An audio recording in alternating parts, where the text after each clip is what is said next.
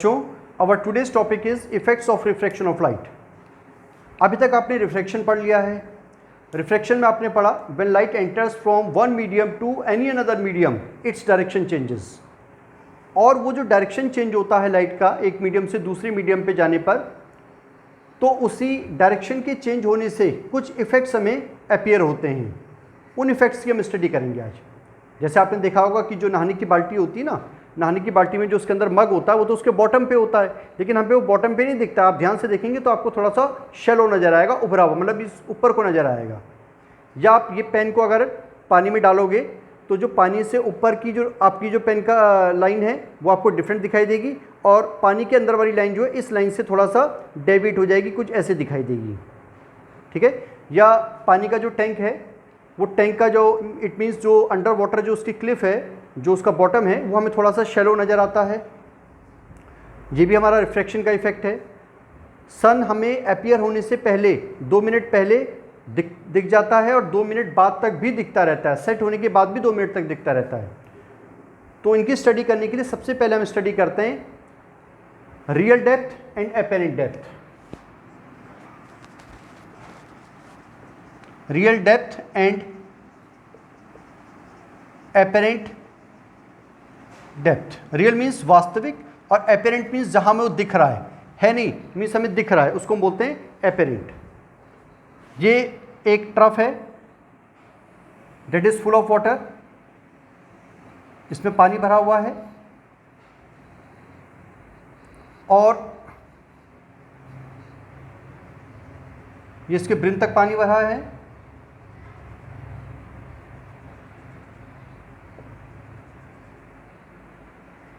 और इसके बॉटम पे ये कोई ऑब्जेक्ट है, लेट ये कोई लेमन है या कोई कॉइन है, ये कोई ऑब्जेक्ट है। जिस हाइट पे रखा हुआ है इसको हम बोलते हैं real depth. This is real depth. और लेट हमने मान लिया let real depth is x here. हमने लिखा लेट रियल डेप्थ इज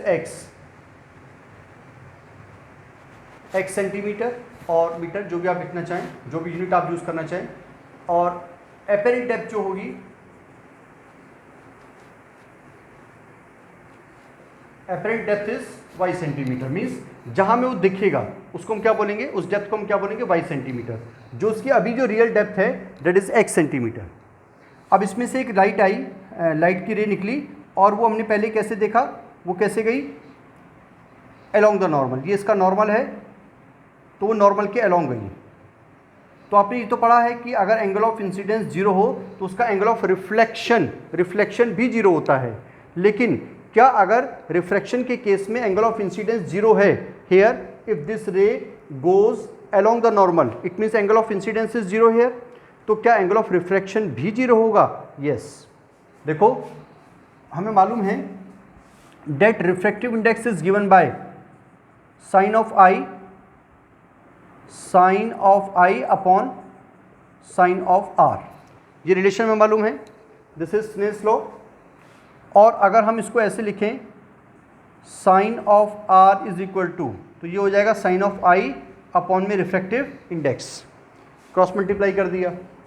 तो आप देखो इसमें अगर i, if i is zero means angle of incidence अगर जीरो है, तो ये कितना हो जाएगा, इसको देखो आप, ये हो जाएगा sine of r is equal to sine i, तो साइन 0 डिग्री अपॉन में कितना है रिफ्रैक्टिव इंडेक्स, आई की जगह हमने क्या रख दिया, 0 डिग्री। तो साइन 0 की वैल्यू कितनी होती है, 0 होती है। तो हम ये बोल सकते हैं कि साइन आर भी 0 आ गया। अगर साइन 0 होता है तो 0 अपॉन कुछ भी होगा तो 0 आंसर आएगा। तो देयरफॉर इसका एंगल ऑफ रिफ्रैक्शन भी कितना आ गया, 0, क्योंकि साइन की वैल्यू 0 डिग्री पे 0 होती है। तो therefore angle of refraction is also 0 according to Snell's law. ये हमने प्रूफ करके देखा, छोटा सा प्रूफ है, इसको भी आप नोट कर लेना बाद में। तो इसका एंगल ऑफ रिफ्रैक्शन 0 है तो ये लाइट तो स्ट्रेट चली जाएगी बिल्कुल ऐसे ही। तो इसका पाथ बिना किसी डेविएशन के ये स्ट्रेट चलेगी।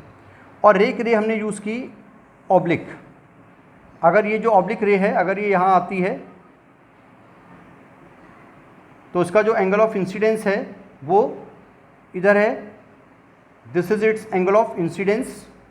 तो इस रे को जाना तो है ऐसे सीधा स्ट्रेट, लेकिन अभी जो ये लाइट रे है ये डेंसर से रेयर में गई है, तो कहाँ जाएगी? Away from the normal. तो हमने इसको अवे किया और ये अवे फ्रॉम द नॉर्मल चलेगी ऐसे। और इस रे की हमें ज़रूरत नहीं है, इस रे को हम फिलहाल मिटा देते हैं, ये अवे फ्रॉम द नॉर्मल चलेगी।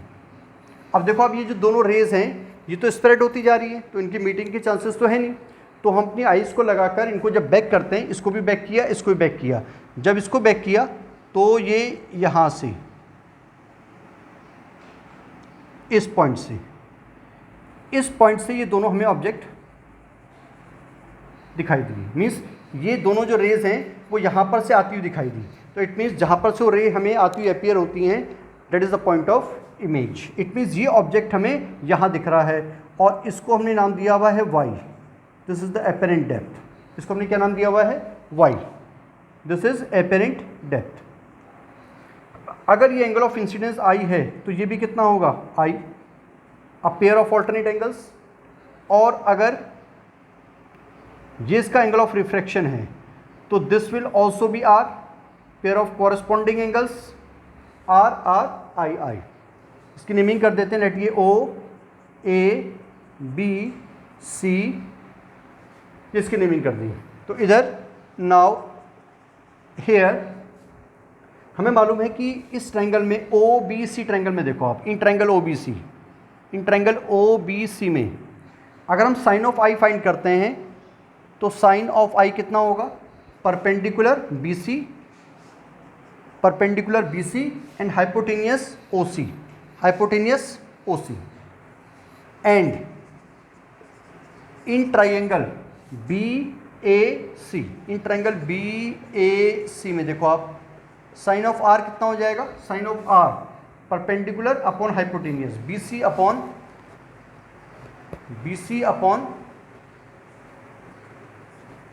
AC, perpendicular upon hypotenuse. अब इसमें अगर हम स्नेल्स लॉ अप्लाई करते हैं, अकॉर्डिंग टू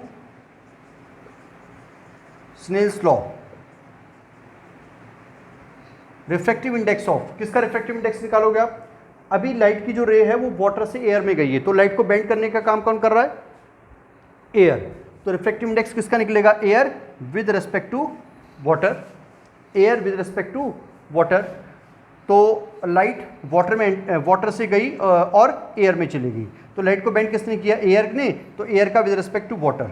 तो लेकिन जब लाइट वाटर से गई थी तो एंगल ऑफ इंसिडेंस क्या लेंगे हम? साइन ऑफ I अपॉन में साइन ऑफ R। ये हमने सब स्नेल्स लॉ में स्टडी किया हुआ है। आपने नहीं किया है तो पहले जो है स्नेल्स लॉ को स्टडी कीजिए। तो therefore refractive index of water with respect to air कितना हो जाएगा? साइन ऑफ R अपॉन में साइन ऑफ I। ये भी आपने पढ़ा हुआ है। This is called reversibility of, principle of reversibility.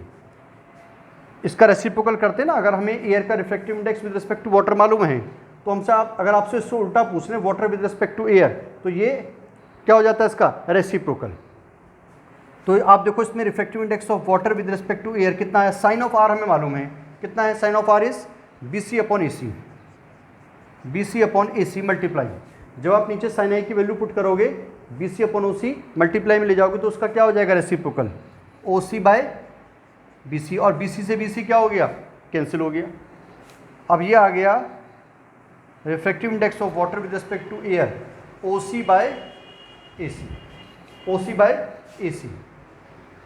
अब here this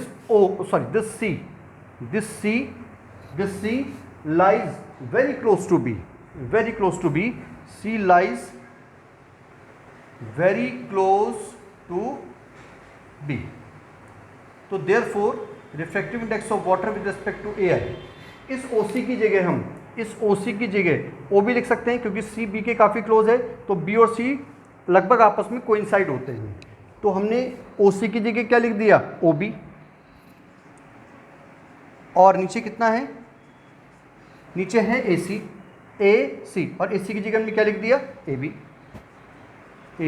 तो refractive index of water with respect to air is given by what?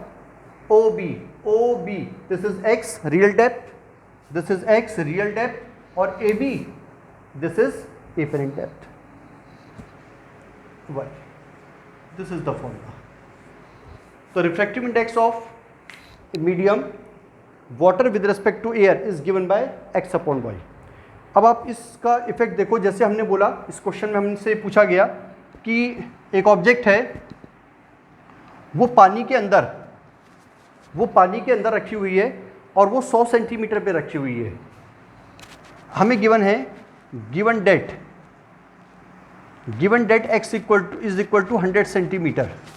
तो आपसे पूछा कि वो ऑब्जेक्ट हमें कहाँ दिखाई देगी, कितनी डेप्थ पे दिखाई देगी। रखी तो कहाँ पर है 100 सेंटीमीटर पे, तो कितनी डेप्थ पे दिखाई देगी। तो आप इसी फॉर्मूले को अप्लाई करो। देखो आप refractive index of water with respect to air कितना होता है। Refractive index of water with respect to air is क्या 1.33 रिफ्रैक्टिव इंडेक्स ऑफ क्या होता है वाटर।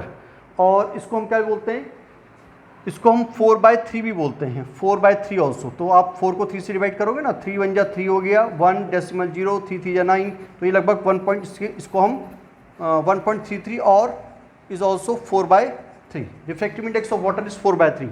ये आपको रिवाइज होना चाहिए। ग्लास का 3/2 होता है 1.5, तो 4/3 इज इक्वल टू कितना x क्या है रियल डेप्थ, दिस इज 100 और दिस इज y। तो देयरफॉर y कितना है आपके पास, ये आ जाएगा कितना 100/3 इंटू 4, y इधर आएगा ना, और सॉरी 100 इंटू 3/4, 4 इसके डिनोमिनेटर में आएगा।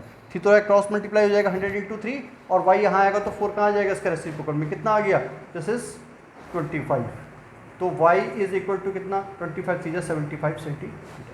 तो आपको वो जो ऑब्जेक्ट है उसकी रियल डेप्थ, उसकी जो अपेरेंट डेप्थ है वो कितनी हो जाएगी 75 सेंटीमीटर। अगर आपसे ऐसी कुछ और कोई क्वेश्चन पूछ लें कि ये जो पानी की जगह बोला कि एक ग्लास का स्लैब है, उसके नीचे कुछ लेटर्स हैं जो उसके सरफेस में हैं, तो वो कितनी ऊपर दिखाई देंगे, तो आप यहाँ पर रिफ्रैक्टिव इंडेक्स किसका यूज़ कर लोगे, ग्लास का यूज़ कर लोगे 1.5 और 3.2।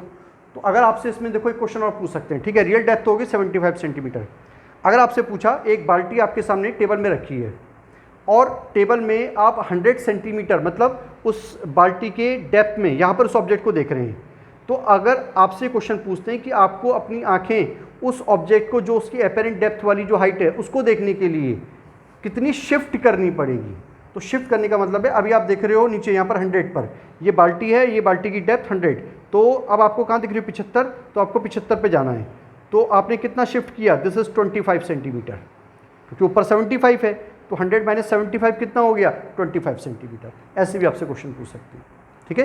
तो इस तरीके से आप कोई भी ऑब्जेक्ट है जो पानी के अंदर है, तो उसमें जो लाइट आती है, लाइट के रिफ्रैक्शन के कारण, जब लाइट किसी मीडियम से दूसरे मीडियम में एंटर करती है तो रिफ्रैक्शन होता है। और किसी भी ऑब्जेक्ट के लिए आप कर सकते हैं, पेंसिल के लिए भी इसी डायग्राम को आप बना सकते हैं, ठीक है।